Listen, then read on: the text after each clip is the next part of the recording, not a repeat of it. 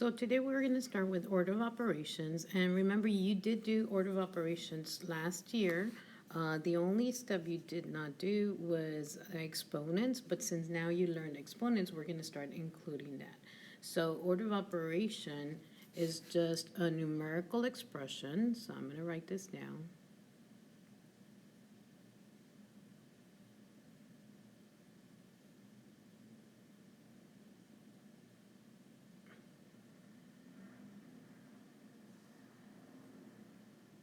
Numerical expressions are made up of number operations and operations. So numbers and operations.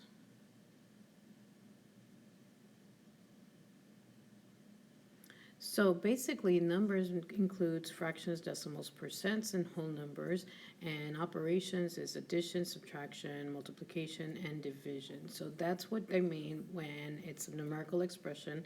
It's just a number sentence, a math number sentence that has different numbers and different operations. So the way we do it, we do have to do it step by step. And last year you learned how to do those step by step. So you do need to work one step at a time. So perform operations in grouping.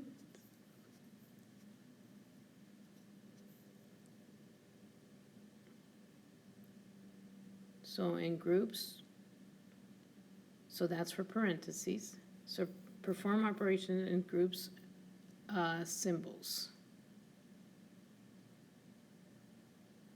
So what they mean by group symbols is going to be parentheses or brackets. Those are group symbols because they're within, they're held within parentheses or a group symbol. So make sure that you guys understand that you need to do that first. So they put it in group because that's the one they want you to solve first.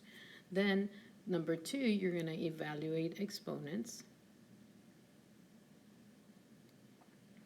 So basically, you're going to solve exponents. And remember, exponents is the ones with the 2. So you might want to draw this hopscotch, whatever you want to call it. You want to draw the steps and draw those symbols because that's going to help you out. So when they're asking you to evaluate exponents, it means to solve it. So make sure that you're solving it.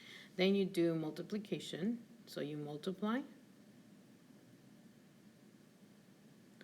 and divide from left to right. So what that means is that whatever starts first from left, that's the one you're going to do first. So if it's multiplication, you do that first. If it's division, you do that first. So remember, it's left to right the way you read. And then the last step is to add and subtract.